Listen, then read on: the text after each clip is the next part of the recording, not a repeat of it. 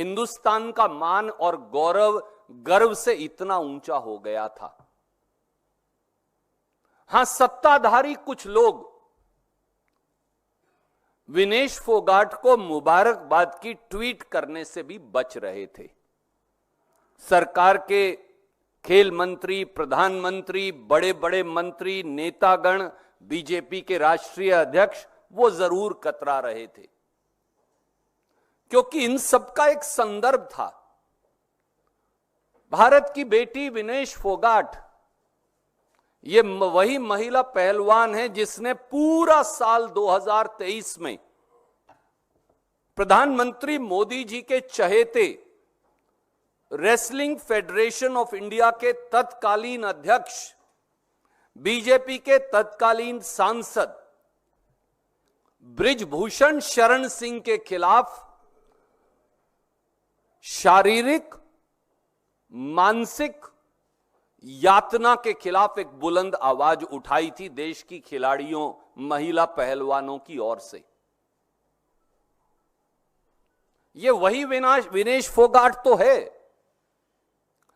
जिसने इस देश की अन्य महिला पहलवानों और दूसरे पहलवान भाइयों के साथ 140 दिन से अधिक रेसलिंग फेडरेशन ऑफ इंडिया में से गुंडागर्दी, मानसिक और शारीरिक प्रताड़ना के खिलाफ जंतर मंतर पर एक लो जगाई थी क्रांति की।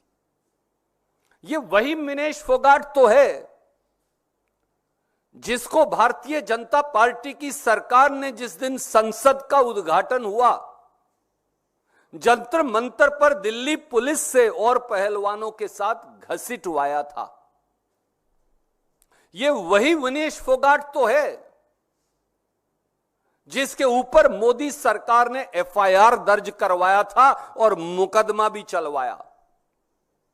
ये वही विनेश फोगाट तो है जो पूरे हिंदुस्तान के सत्ता तंत्र, स्पोर्ट्स के सत्ता तंत्र के खिलाफ शौर्य और धैर्य के चलते, जज्बे और साहस के चलते,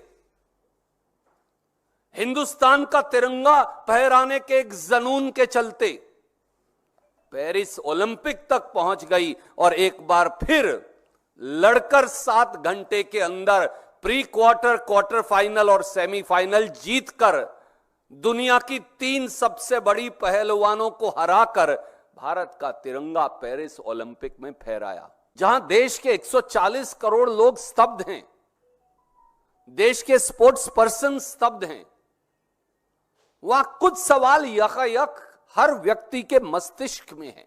आप मुझे बताइए कि एक ऐसा स्पोर्ट्स पर्सन विनेश फोगाट जैसा जो तीसरी बार ओलंपिक में हिस्सा ले रहा हो, 2016, 2020 और अब की बार 2024, समकालीन इतिहास में कभी ऐसा नहीं हुआ कि ऐसे स्पोर्ट्स विमेन को या मेन को केवल 100 ग्राम वेट अधिक होने के आधार पर डिस्क्वालीफाई कर दिया गया हो।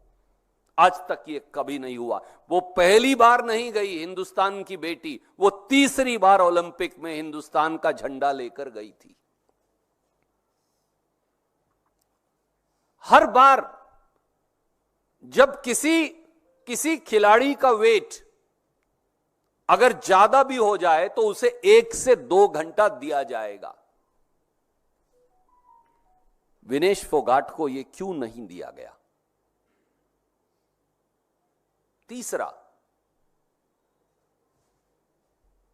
जितने खिलाड़ी गए हैं उससे ज्यादा मोदी सरकार के अधिकारी गए हैं। रेसलिंग फेडरेशन ऑफ इंडिया क्या कर रही थी? क्या वो मेडल को गिराने की कोशिश कर रहे थे या मेडल दिलवाने की कोशिश कर रहे थे? इंडियन ओलंपिक एसोसिएशन क्या कर रही थी उस समय? भारत की स्पोर्ट्स के जो अधिकारी गए हैं वो क्या कर रहे थे? देश के स्पोर्ट्स मंत्री क्या कर रहे थे? ये सवाल तो पूछे जाएंगे ना। चौथा, आर्टिकल 11 है इंटरनेशनल ओलंपिक एसोसिएशन का। उसमें तो यह भी लिखा है, और कोई भी ट्रूप हो, अगर सिर्फ वेट की बात है तो वो पहले वेट खुद करेंगे, फिर वो उसको स्पोर्ट्स एरिना में लेकर जाएंगे। पहले दिन वेट ठीक था। हिंदुस्तान की बेटी विनेश फोगाट ने 1 नहीं 2 नहीं 3 बाउट्स जीते, वेट बिल्कुल ठीक था। अगले दिन सुबह वेट बढ़ कैसे गया? ऐसा क्या जादू हुआ कि 100 ग्राम वजन बढ़ गया? और अगर भारत की स्पोर्ट्स अथॉरिटीज के लोग जो साथ गए हैं सरकारी खर्चे पर स्पोर्ट्स के खिलाड़ियों से भी ज्यादा संख्या में, अगर वो इस मामले में मुस्तैद होते तो रूल तो बिल्कुल साफ कहता है कि अगर कोई खिलाड़ी चाहे तो अपने आप को इंजर्ड घोषित कर सकता है, वो अगले दिन जाए ही ना तो एग्जिस्टिंग मेडल तो मिल ही जाएगा। तो हिंदुस्तान को तो सिल्वर मेडल रेसलिंग में फिर भी मिल जाता। अगर विनेश फोगाट को वो लेकर ही ना जाते तो फिर दिक्कत क्या थी? क्या दिक्कत विनेश फोगाट के मेडल से तो नहीं थी? यह सवाल अपने आप पूछा जाएगा,